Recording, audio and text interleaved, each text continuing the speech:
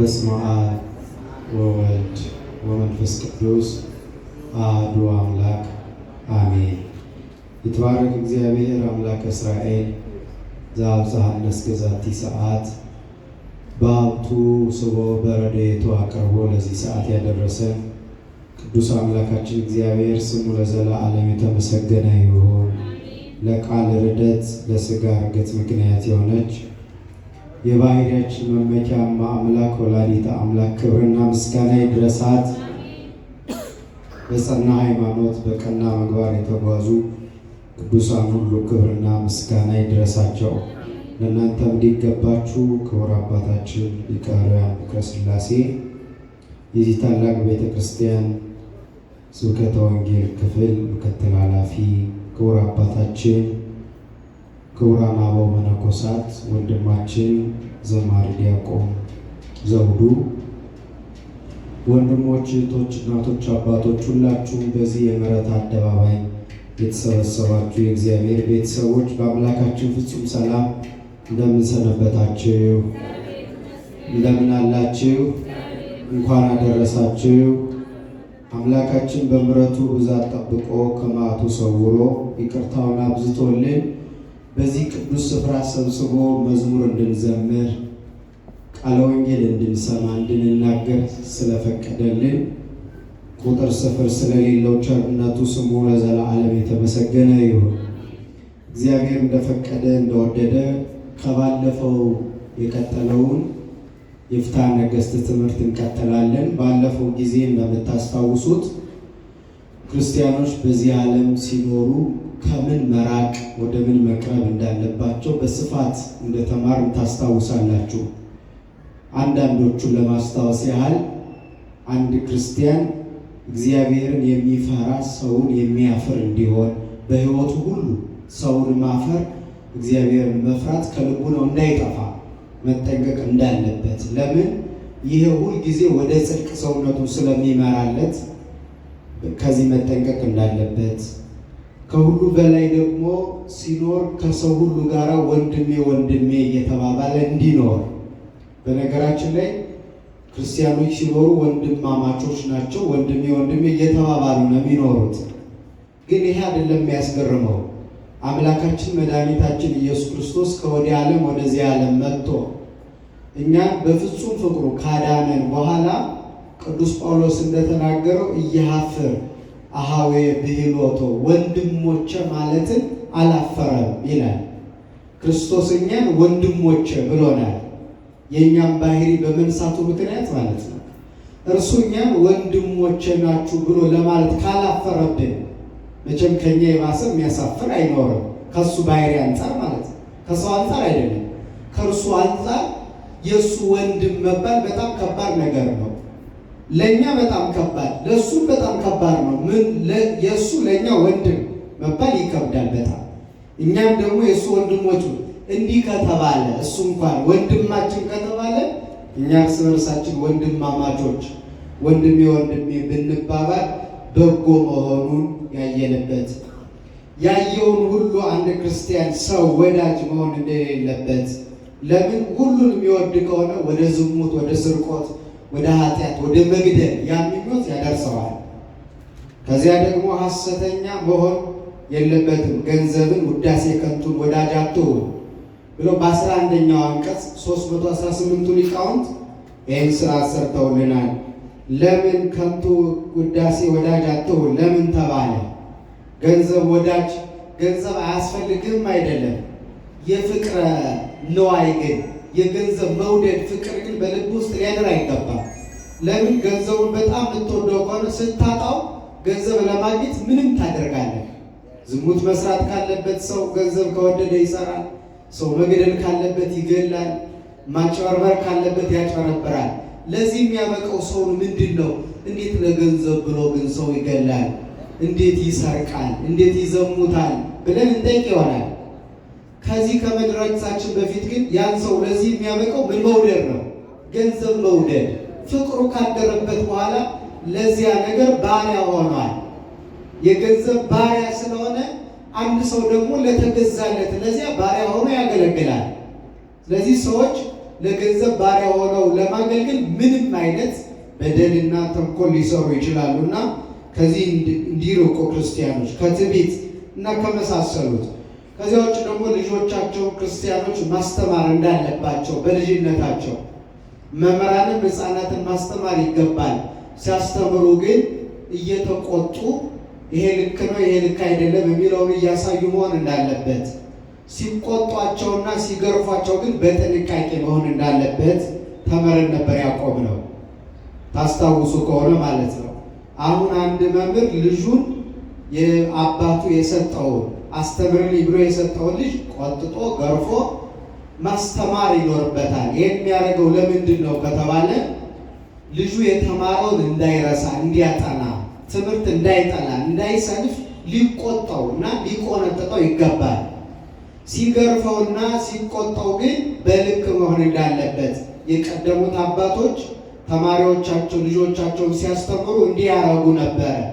በለቅ መግረፊያ ይዘው ከዛ ያንን በለቅ እንደያዙ በስመ አብ ወወልድ ወመንፈስ ቅዱስ ብለው በሥላሴ ስም አማትበው ከዚያ መሬቱን መተው ከዛ የራሳቸውን ጭን መተው ከዚያ ደግሞ አካል መርጠው ልጁን ይገርፉት ነበር። በዚህ ምክንያት ልጁ ክፉና ደግ ይለያል፣ በሃይማኖት ይጸናል፣ ትምህርት ይወዳል፣ የተማረውን ትምህርት እንዳያጠፋው በአይምሮ እንዲይዘው ያደርጉ ነበረ።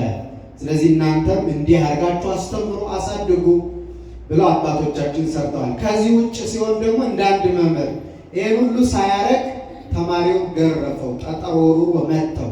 ያን ጊዜ ተማሪው ሞተበት። አባቱ መጥቶ ልጅን አስተምር ብለህ እንዴት ትገልብኛለህ ብሎ ከሶ ፍርድ ቤት አቀረበው እና የሰው ልጅ ገሏልና ይሙት በቃ ተብሎ መምህሩ ተፈረደበት።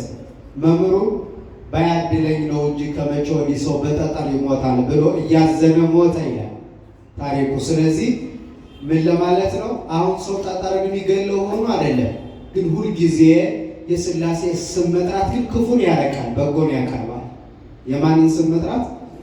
ይሄን ተምረን ነበር ያቆምነው። ዛሬ ደግሞ እግዚአብሔር ቢረዳን የመጨረሻውን ክፍል የዚህን አንቀጽ 11ኛው ስለ ምዕመናን ሕይወት የሚናገረውን እንቋጫለን።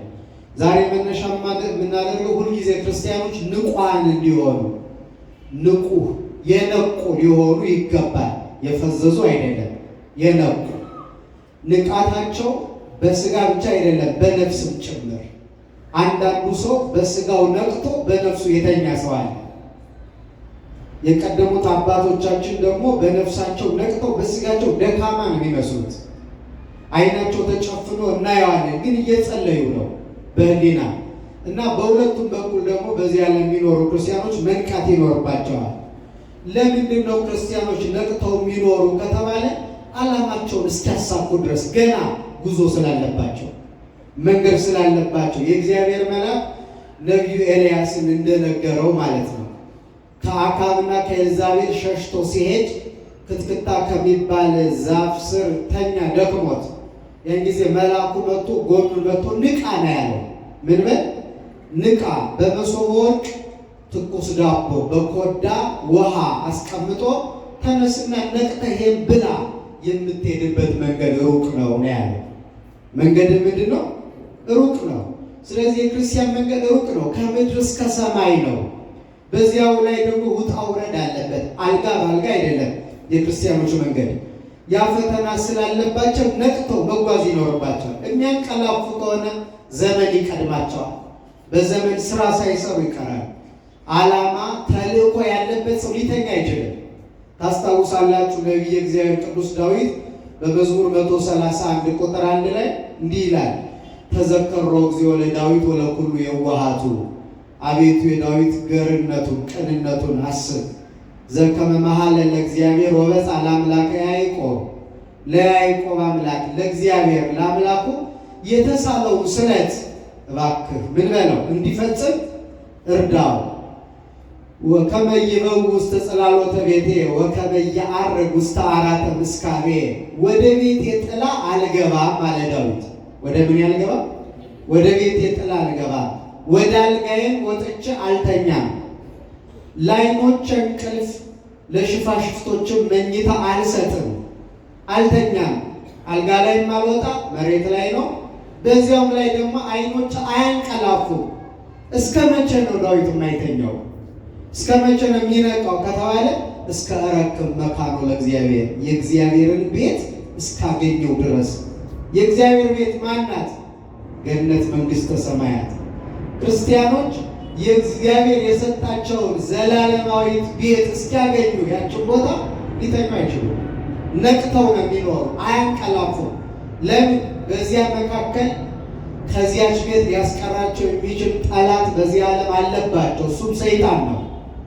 ካንቀላፉ ያችን ቤት ይነጥቃቸዋል። ወደዛች ቤት እንዳይገቡ መሰናክል ይፈጥርባቸዋል። ስለዚህ ወደ መንግሥተ ሰማያት እስክትገቡ ወደ ገነት እሷን እስክትወርሱ ድረስ በሕይወታችሁ ሁሉ ንቁሃን ሁኑ፣ የነቃችሁ። አንድ ክርስቲያን ነቃ የሚባለው ምን ሲያደርግ ነው? አሁን በዘመኑ እገሌ ነቄ ነው ይባላል በአራዳ አነጋገር። የአንድ ክርስቲያን ንቃቱ የሚለካው ግን በምንድን ነው ካላችሁ፣ ጸሎተኛ ከሆነ ነቅቷል ይሄ ሰው። የሚጾም ከሆነ በትክክል የሚጸልይ ከሆነ የሚሰግድ ከሆነ ጉባኤ የማይቀር ቅዱሳት መጻሕፍትን አዘውትሮ የሚያነብ ቃለ ወንጌል በመስማት የማይሰለች ሰው ከሆነ ይሄ ሰው ነቅቷል በጣም። በዘመኑ አነጋገር አራዳ የሚባለው ይሄ ነው። ግን ዓለሙ ሁልጊዜ ከእውነት ተቃራኒ ስለሆነ ሌባውንም ነቄ ይለዋል።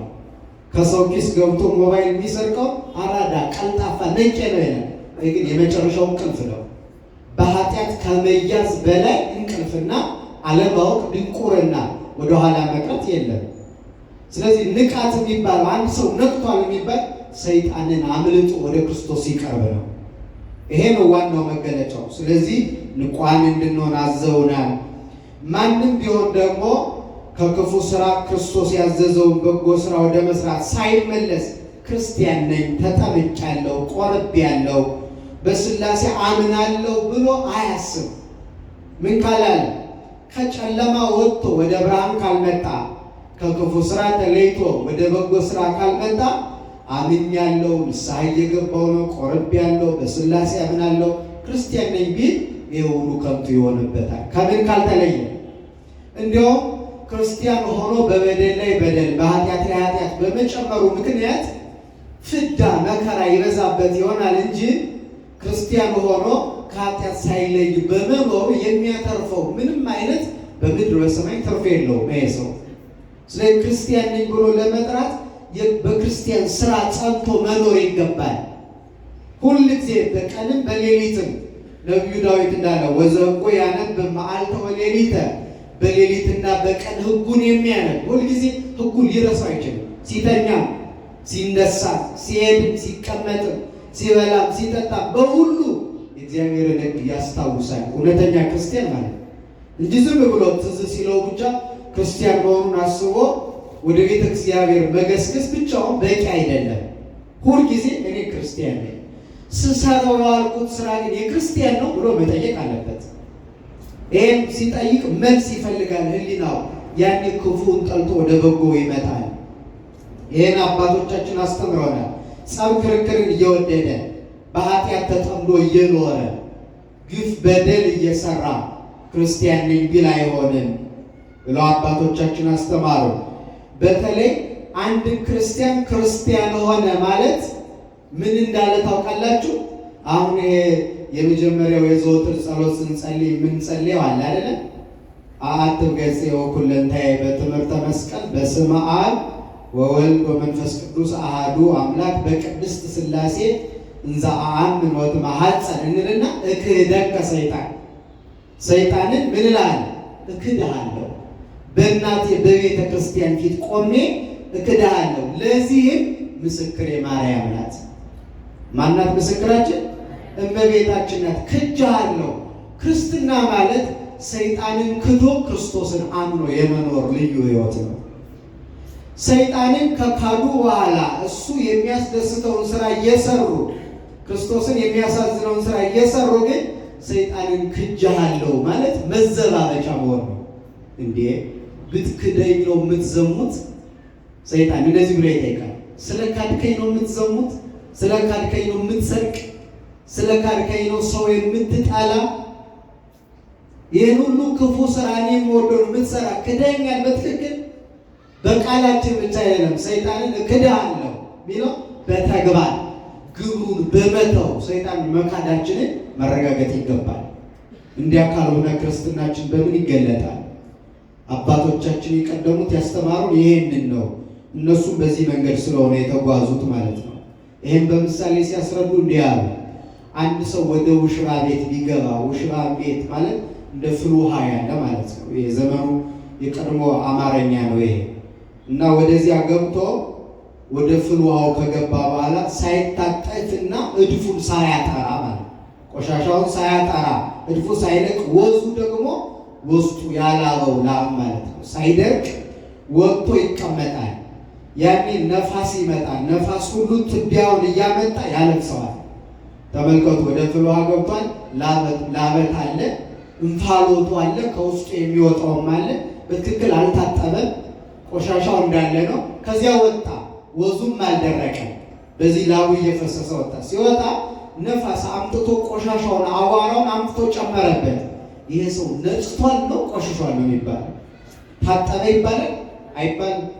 ስለዚህ አንድ ሰው ክርስቲያን ሲሆን ምንድን ነው የሚሆነው ከተባለ ከኃጢአት ከድንቁርና ከገደል ንጹሕ የሚሆንበት ታጥቦ ማለት ነው። በጥምቀት በቁርባን ታጥቦ ንጹሕ የሚሆንበት ሕይወት ነው። ወደዚያ ሕይወት ከገባ በኋላ ግን እንደገና ወደ ስርቆት፣ ወደ ኃጢአት፣ ወደ ዝሙት፣ ወደ ክፋት፣ ወደ ቂም፣ ወደ በቀል ከመጣ ሳያጠራው ወዙ ሳይደርቅ ቆሻሻው እንዳለ የወጣና ደግሞ የቀረውን ሰይጣን እያመጣ ሌላ የኃጢአት ቆሻሻ የሚደፋበት በኃጢአት ላይ ኃጢአት፣ በበደል ላይ በደል፣ በክደት ላይ ክደት የሚጨምር ሰው ይሆናል ማለት ነው። ስለዚህ እንዲያ ታጠበ እንዳላልነው ይሄኛውም ክርስቲያን ነኝ ብሎ ሊናገር አይችልም ማለት ነው። ስለዚህ ይህን ሁልጊዜ አጽንተን በዚህ ተረድተን ትክክለኛ ክርስቲያኖች ሆነን እንድንኖር መድኃኔዓለም ይርዳል።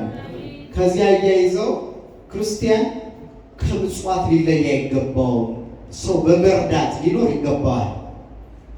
የተራበ በማብላት የተጠማ በማጠጣት በምጽዋት ሕይወት ይቺ ሞገስ የምትሆነው ናት። ምጽዋት ማለት ምጽዋት የሚመጸውት ሰው ይላሉ አባቶቻችን ንግሥትን አጅቦ ወደ ቤተ መንግስት የሚገባ ሰው ይመስላል ይላል ዮሐንስ አፈወርቅ። ንግሥቲቱን የቤተ መንግስቱ ጠባቂዎች ስለሚያውቋት እሷን አጅበው የሚሄዱትን ሁሉ ሊከለክሏቸው አይችሉም። ለምን? ከማን ጋር ናት? ከንግሥቲቱ ጋር ናቸው። ያለዚያ ግን ይከለከላቸዋል። ስለዚህ ምጽዋት የሚሰጥም ሰው ወደ መንግስተ ሰማያት ሲሄድ የመንግስተ ሰማያት ጠባቂዎች መላእክት አይከለክሉትም። ለምን? ከንግሥቲቱ ከምጽዋት ጋር ስለሄዱ ይሉና፣ ነገር ግን ክርስቲያን ለከንቱ ውዳሴ ብሎ ለአዝማሪ ለዘዋሪ ገንዘቡን መበተን የለበትም።